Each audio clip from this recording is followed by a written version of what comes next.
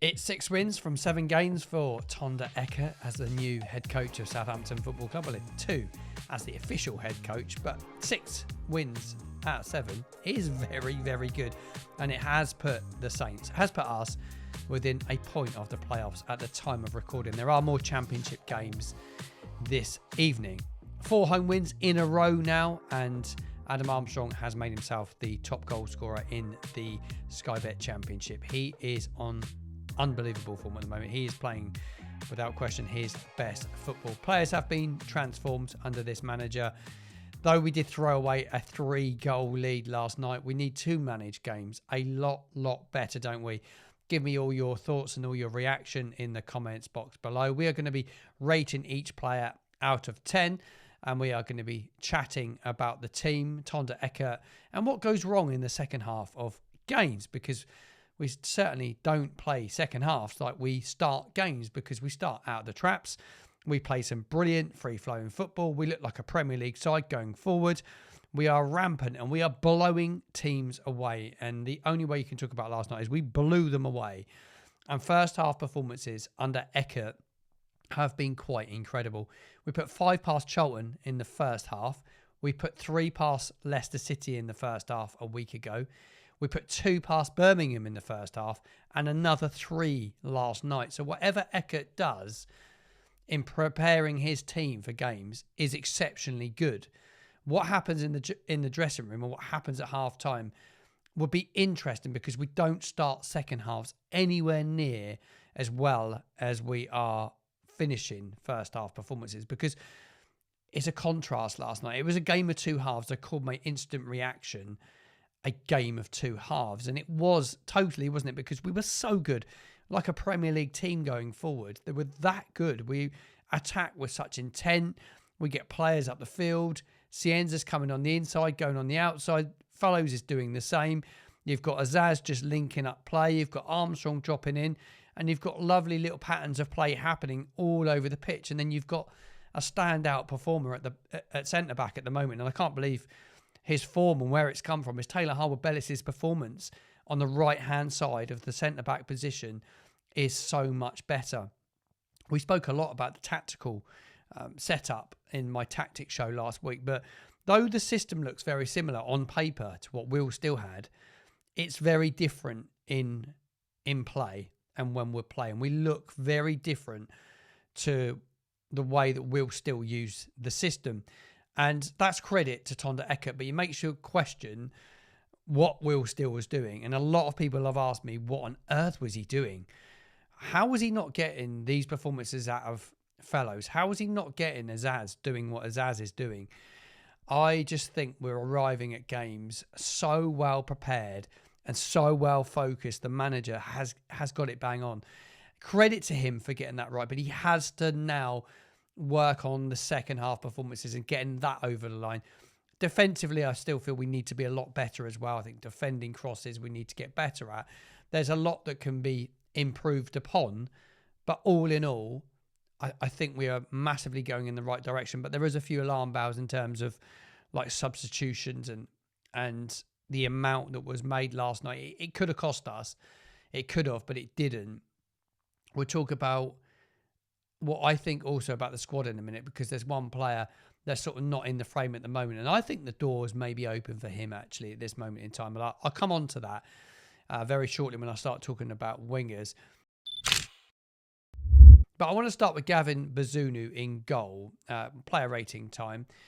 Tell me if you agree or disagree. But I think his performances have been better in recent weeks, though his distribution last night was not as good. I didn't think his distribution was very good. A few people were questioning him for West Brom's first goal, but he did make some crucial saves last night, especially at the back end of the game in that Chapel stand where I was. And really and truly, without those saves, we draw the game or potentially lose it. So he did make some good saves, and he did the same on Saturday. When he's been called upon to make shot-stopping saves, he's actually been quite good at times, though I still do believe we need another goalkeeper. I still think we do. But it's a 7 out of 10 performance, Gavin Bazunu last night for me. I'm going to give him a 7 out of 10. Taylor Harwood-Bellis makes his 100th Southampton appearance last night. He had a good game again, and I've got a few of his stats actually just to show you as well. He headed crosses away a lot last night. He dealt with a lot in the air, and his distribution is getting better and better. He's looking every bit of the Championship player that we saw a couple of years ago. His accurate passes last night was 86%. He made 72 passes out of 84. Passes into the final third, he's been doing that a lot. He made 50% of those. He made 6 of the 12 that he tried to make. His long passes, he made 5 out of 9, 56%. And aerial duels won. He won 50% of his aerial duels last night. I thought it was a really solid performance from Taylor Harwood-Bellis. I'm going to give him a 7 out of 10 for last night. Is that 7 out? Let's give him an 8. I think maybe a 7's a little bit... I think out of all the back 4, he was the best by quite a way. And the fact he's played his 100th game for Saints, I think it's deserved that extra point for that as well. So we're going to give him an 8 out of 10. I'm going to come on to Nathan Wood now. He did his job, and I thought defensively he's getting better. He's not in the form that he was on in under Will Steele, but he is like that main centerpiece between the three. He's that main body. So it's down to him to organise. It's down to him to talk. I don't know if he's the most talkative defender ever, but he didn't lose loads of his aerial duels last night. He was decent in the air, and he is a player that's one of the first names on the team sheet at the moment. I didn't think he was outstanding. I don't think he was anywhere near the performance of Harwood-Bellis. So I'm just going to give him a 6 out of 10. Joshua Kwasi come back in last night. I thought he did okay, Joshua Kwasi. He seems like a really reliable player now. He's just steady, stepped in for Jack Stevens for a bit of pace. He has the odd moment where he worries me a bit and he gives the ball away and he just doesn't look at where he's played. He played a pass in and it got intercepted last night. He just didn't look before he played the pass. But then he's not getting loads of game time at the moment. So I think it doesn't rate any higher, though, does he, than you would say the performance of Wood. So I'm going to give him a 6 as well. I'm going to come to Ryan Manning, who I'm actually going to give a 6 to as well. A lot of people message me about him as a player and they get really frustrated with Ryan Manning. He made a couple of big tackles. He made a clearance on the line, a really, really important clearance late in the game. It looked like Bazunu had saved it and he actually cleared it off the line. He wins the majority of his tackles. He's ever present pretty much under this manager. And he ended up with the armband at the end of the game last night when Armstrong went off. Jack Stevens didn't come on. He ended up with the armband. So he's seen as a senior figure. He's been around a long time now. I still wonder if Wellington's going to push him at left back, but it looks like he's nailed it down. 3 games in a week for him. His fitness levels are decent. Just think defensively, we say it all the time, maybe not as good as we want him to be, but you know he does frustrate a few fans, and not every fan loves him.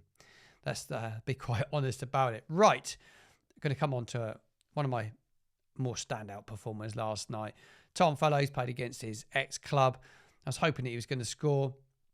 Set up the goal, didn't he? That lovely dribble, that first goal for Cienza.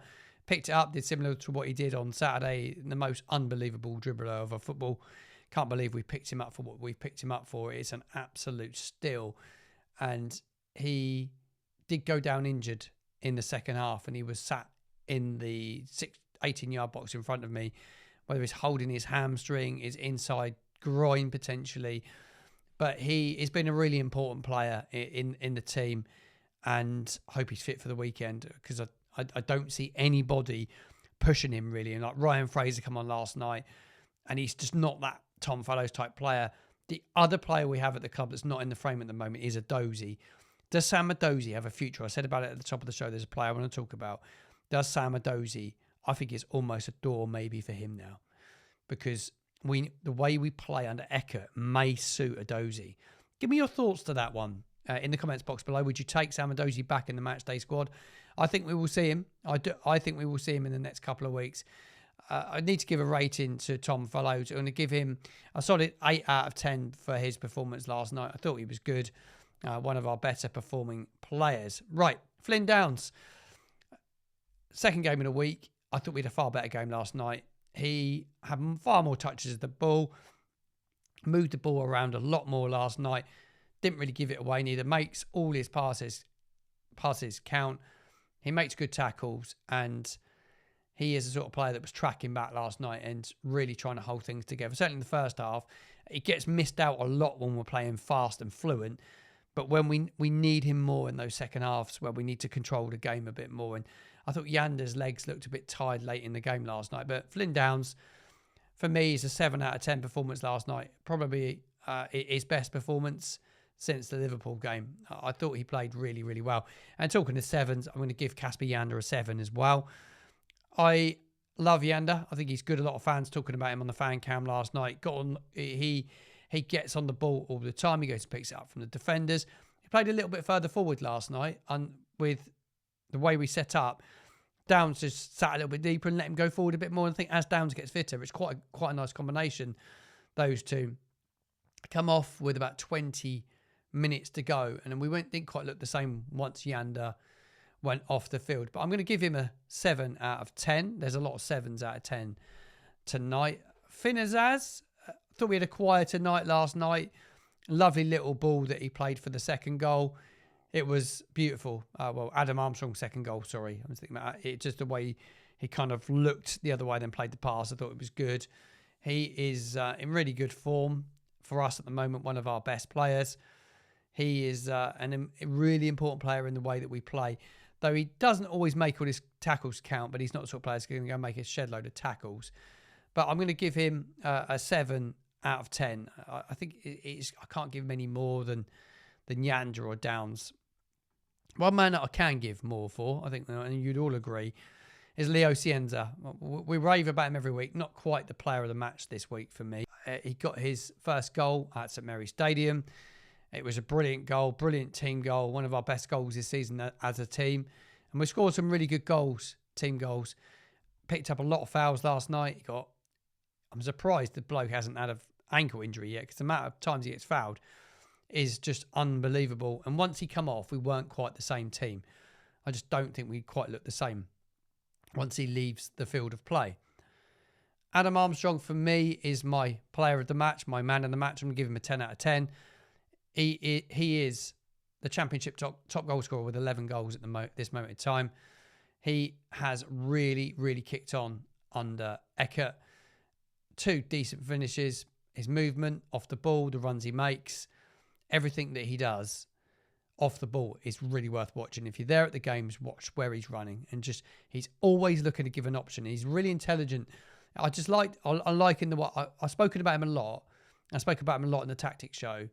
His XG last night was 0.9, and he scored 2 goals.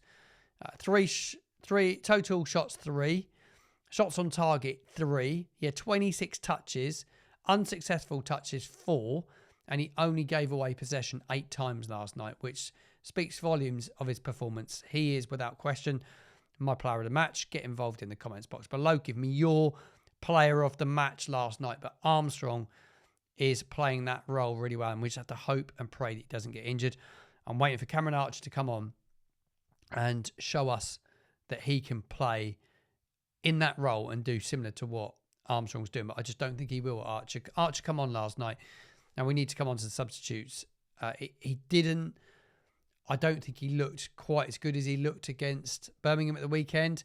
Maybe didn't get the runs that he didn't get the balls when he made the runs that he did. He went to make one. He had one shot, and if you weren't there, if you're watching it on Sky, you probably missed it, because apparently the coverage was terrible. So glad that I went, even though I felt a bit under the weather and I've had a cold and flu. I still went to the game, and I'm glad I did, because it sounds like the coverage last night was terrible. But he did go to play one sideways. He went to play a shot, and it ended up going sideways. He literally went to go for goal, and the shot, and it must have sliced off his boot and went flying out to a player on the edge of the box. Can't remember who it landed at, but it wasn't wasn't great. And I was excited to see him last night. And he got a bit. We come on with about 20 minutes to go, but yeah, it didn't really do a great deal for me. Ryan Fraser, to give Archer 5. Ryan Fraser, I'm giving a 5-2 as well. Replace Fellows at right wing back, and we needed him to play as a right back. I think if we have Roslev fit or Yelet, we have a right back in there because we needed to stop the crosses last night, and the crosses kept coming. And that was the only thing is we got the 3 centre backs, but we needed a right back at that stage of the game just to stop the crosses and see it out, and we didn't do that. We didn't manage the game very well in the second half at all. I didn't think it was a mismatch of substitutes and probably not having the personnel on the bench to do it. Jay Robinson, come on, he's struggling for form at the moment. Does he potentially maybe get a loan in January? I don't think he will, but I think that Edozie can push him if Edozie's allowed to be used to come back in the squad. I still think we need somebody that can really come on and make an impact. He's not coming on and making impacts at this moment in time. He's a great player, and he is our future. Do we hold him back a little bit now? Get involved in the comments box below in your opinion on that one. Then we had Joe Aribo and Aurelio Romeo. They both come on late in the game.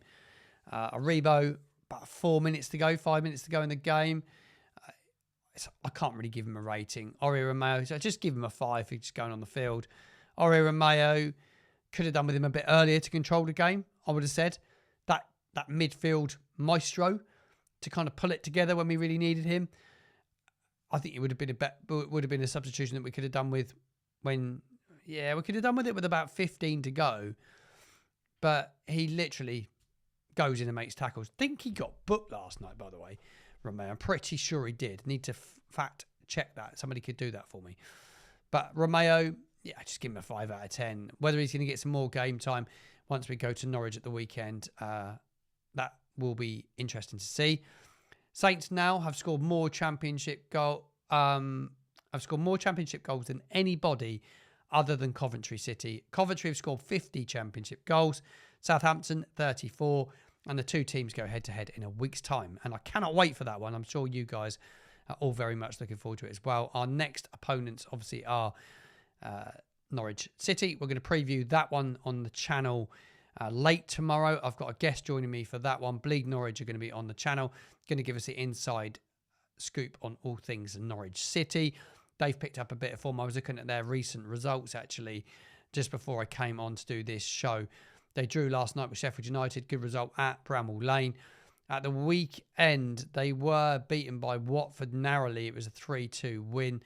They beat QPR 3-1 the week before, and they drew 1-1 with Oxford before that. So a bit of mixed form, but they do have a new manager, and we'll find out a bit more about Norwich tomorrow. So make sure you stay tuned to the channel for that one. Give me all your thoughts on my player ratings from last night's game.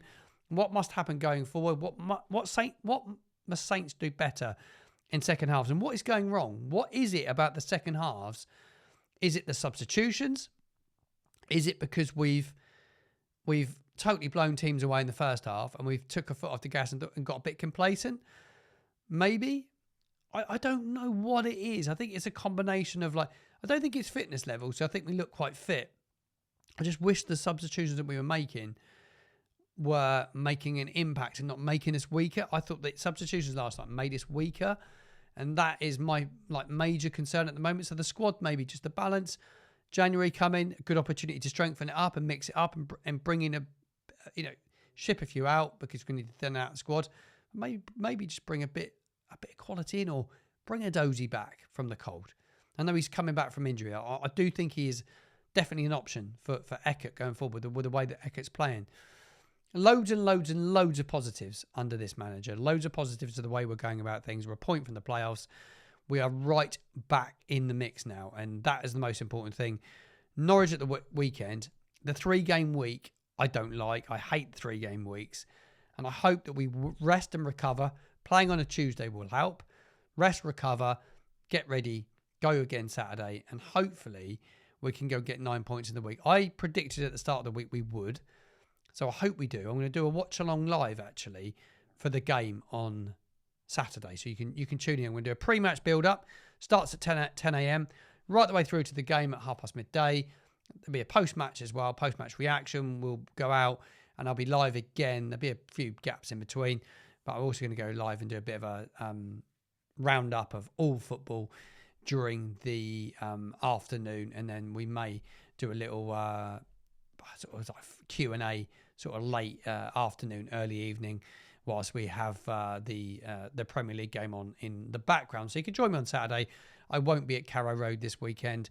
I'm going to rest up. I've got a sore throat, cold, flu, and I need a bit of a breather. You can hear it in me. I'm literally full of it.